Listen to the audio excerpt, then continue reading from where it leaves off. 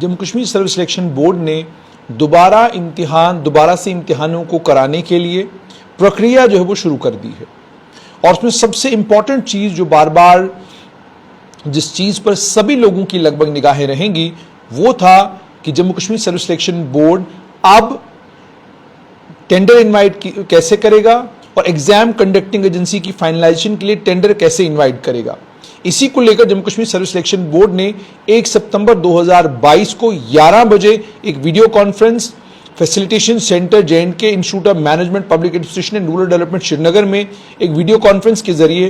Prospective bidders के साथ 15-15 minute तमाम बिडर्स को दिए जाएंगे। तमाम जितने भी ये एग्जाम कंडक्टिंग एजेंसीज हैं उन तमाम एग्जाम कंडक्टिंग एजेंसीज को 15-15 मिनट दिया जाएगा। एक के बाद दीगरे उनको बुलाया जाएगा और उन्हें मौका दिया जाएगा कि वो पावर पॉइंट प्रेजेंटेशन के जरिए ये बताएं कि उनकी कंपनी की स्ट्रेंथ क्या है, कंपनी की कैपेबिलिटी क्या है, और सिर्फ इतना ही नहीं, कंपनी की स्ट्रेंथ क्या है, कंपनी की कैपेबिलिटी क्या है। और उसके बाद चूंकि ये CBT जो कंप्यूटर बेस्ड टेस्ट होने हैं, उन कंप्यूटर बेस्ड टेस्ट कराने के लिए कंपनी की USP क्या है, कितना एक्सपीरियंस है कंपनी को कंप्यूटर बेस्ड टेस्ट कराने में, quality, information, safety, security certifications, organization की, डाटा सेंटर की जो जिसके वो मालिक हैं या हायर किया है, एग्जामिनेशन सॉफ्टवेयर कौन सा इस्तेमाल करेंगे, जिस एग्जामिनेशन सॉफ्टवेयर से वो कंप्यूटर बेस्ड एग्जाम करेंगे, CBT conducting application software testing methodology उनकी क्या है, सॉफ्टवेयर चेंज मैनेजमेंट प्रोसेस जिसमें वर्जन कंट्रोल मैनेज्ड वो कैसे करेंगे, रिस्क आइडेंटिफिकेशन, मिटिगेशन स्ट्रेटजीज क्या अडॉप्ट करेंगे, और उसके बाद ये कि कौन सा सिस्टम वो एग्जाम कराने के लिए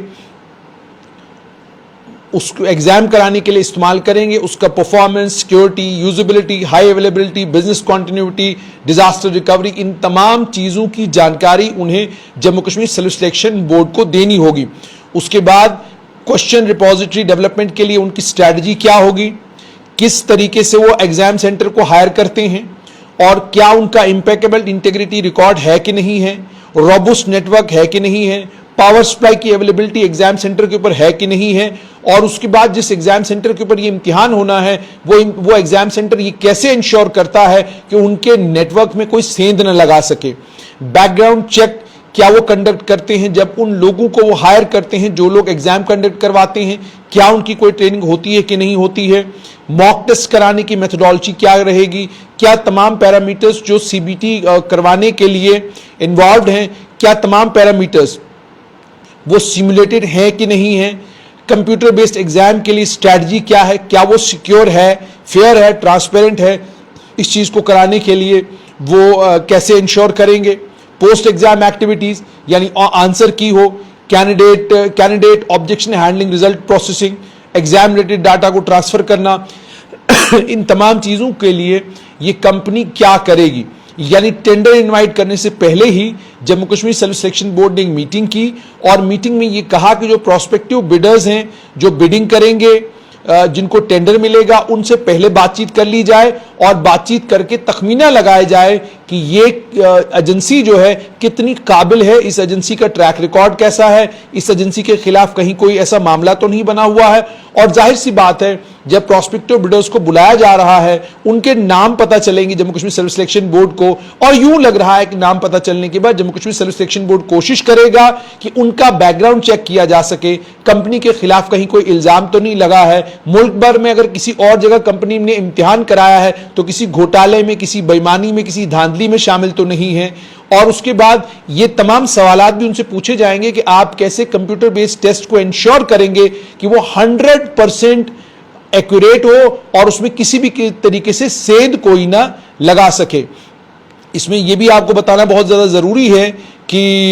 एग्जाम कंडक्टिंग एजेंसी को यह कहा गया है कि जो मेजर एक्टिविटीज उन्होंने करनी है, एग्जाम कंडक्टिंग एजेंसी यानी जिस एजेंसी को इम्तिहान कराने की इजाजत दी जाएगी, जिसको ठेका मिलेगा, उसे क्या क्या करना है। एग्जामिनेशन से पहले आइडेंटिफाई करना, सिलेक्ट करना, प्रिपेयर करना वेन्यूज को मेजर सिटीज में, टाउन्स में, ताकि CBT with in stipulated time period हो। इन एग्जामिनेशन सेंटर्स में लैंड सिस्टम जो है वो रोब्यूस्ट होना चाहिए। State of art networking devices होने चाहिए, सफिशिएंट पावर बैकअप होना चाहिए ताकि अनइंटरप्टेड इम्तिहान हो, ये ना हो बिजली बंद हो जाए, सारे कंप्यूटर बंद हो जाएं और उसकी वजह से दिक्कत आए। इन एग्जामिनेशन सेंटर्स में बहुत बेहतरीन रोड कनेक्टिविटी होनी चाहिए और तमाम पैरामीटर्स जो एसएसबी ने सेट किए होंगे ये उन पैरामीटर्स पर खरा उतरना चाहिए। उसके बाद मल्टीपल शिफ्ट्स में ये इंश्योर करना, स्टूडेंट्स की कैंडिडेट्स की शेड्यूलिंग करना, यूनिफॉर्म डिस्ट्रीब्यूशन करना मल्टीपल शिफ्ट्स में, ई कॉल लेटर्स को जनरेट करना। उसके बाद जिनकी बेंचमार्क डिसेबिलिटी है उन कैंडिडेट्स के लिए फ्रेंडली वेन्यूज तैयार करना, प्री ऑडिट एग्जामिनेशन सेंटर का करना, उसमें zero black spot CCTV coverage होनी चाहिए, मॉक टेस्टिंग सिस्टम की फुल लोड पर कि किसी किस्म का कोई डिले तो नहीं हो रहा क्वेश्चन पेपर डाउनलोड करने में प्राइमरी सर्वर से, कैंडिडेट नोट्स, बफरिंग इश्यूज और सेकेंडरी सर्वर अगर इनकेस प्राइमरी सर्वर काम नहीं कर रहा है तो सेकेंडरी सर्वर पर चले जाना, पावर सप्लाई में इंटरप्शन, रीलॉगिन इश्यूज जो कंप्यूटर नोट्स पर हैं, इन तमाम चीजों को पहले ही चेक करना और उसके बाद ईमेल के जरिए, एसएमएस के जरिए अलग अलग स्टेजेस इम्तिहान की जो है उसका संदेश जो है कैंडिडेट्स को भेजना, हेल्प डेस्क फैसिलिटीज कैंडिडेट्स को प्रोवाइड करना। उसके बाद एक रॉबस्ट क्वेश्चन बैंक हर वक्त तैयार रखना, option answer keys safe and secure manner में ताकि ज्यादा से ज्यादा क्वेश्चन सेट्स तैयार किए जा सके। उसके बाद सिर्फ इतना ही नहीं, इम्तिहान के दौरान भी ये जो एग्जाम कंडक्टिंग एजेंसी होगी इसकी जिम्मेदारी ये होगी कि सिक्योरिटी प्रोवाइड करना, फ्रिस्किंग करना कैंडिडेट्स की, इन्विजिलेशन लैब्स की, बायोमेट्रिक्स कैंडिडेट्स का कैप्चर करना, कंट्रोल रूम जो है एसएसबी ऑफिस में जम्मू में श्रीनगर में दोनों जगह पर एस्टैब्लिश करना और उसमें डैशबोर्ड्स होंगे जिसमें रियल टाइम मॉनिटरिंग जो होगी इम्तिहान की होगी, यानी नजर रहेगी Jammu Kashmir service selection board के दफ्तरों से ही कि किस एग्जामिनेशन सेंटर में क्या हो रहा है। और उसके बाद एग्जामिनेशन को सीमलेस और सिक्योर बनाना, उसके बाद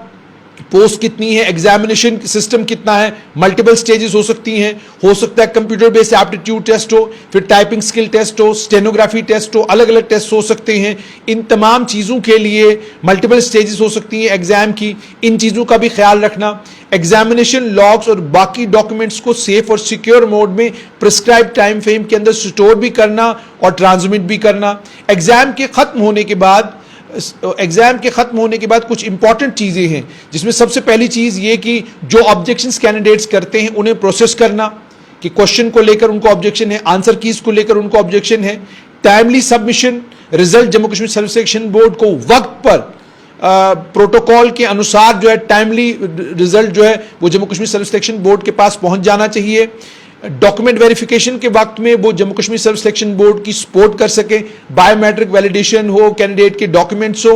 और तमाम एग्जाम के प्रोसेस के लिए Jammu Kashmir service selection board को ये एग्जाम कंडक्टिंग एजेंसी इतना वो सारा डाटा प्रोवाइड करे जो डाटा किसी भी वक्त अगर आरटीआई के जरिए कोई एप्लीकेशन फाइल करता है तो उसका जवाब दिया जा सके, कोर्ट केसेस के मामले में जवाब दिया जा सके, क्वेश्चन से रिलेटेड मामला हो, आंसर कीज से रिलेटेड मामला हो या बाकी activities Jammu Kashmir service selection board करता है। कुल मिलाकर ये कि अब फूक फूक कर कदम रख रही है Jammu Kashmir service selection board. एक बार Jammu Kashmir service selection board को सब इंस्पेक्टर के इम्तिहान में झटका लग चुका है और कुछ और इम्तिहानों में जबरदस्त झटके लगे हैं। इन झटकों के लगने के बाद अब फूक फूक कर Jammu Kashmir service selection board कदम रख रहा है और चूंकि ये टेंडरिंग का प्रोसेस है और टेंडरिंग के प्रोसेस के जरिए ही ये सारे का सारा इम्तिहान होता है, अब ये इंश्योर करने की कोशिश Jammu Kashmir service selection board कर रहा है कि टेंडरिंग का प्रोसेस जब हो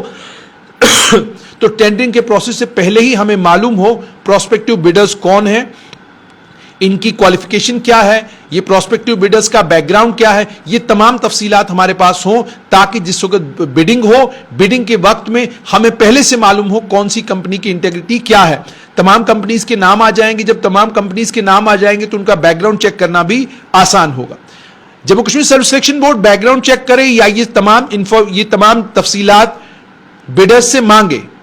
स्टूडेंट्स के लिए एक ही चीज इंपॉर्टेंट है, वो ये है कि अब अगर इम्तिहान हो तो बेईमानी ना हो और इम्तिहान जब हो उसके बाद नतीजे वक्त पर निकले और नतीजे वक्त पर निकले और बच्चों को नौकरियां मिले, ये चीज प्रायोरिटी है तमाम बच्चों की। Jammu Kashmir service selection board अपनी तरफ से कोशिशें तो पूरी कर रहा है, लेकिन अब देखना यह होगा इम्तिहान कब से शुरू करेगा। जैसे मैंने आपको कल भी कहा था कि लगभग 15 सितंबर के करीब जो है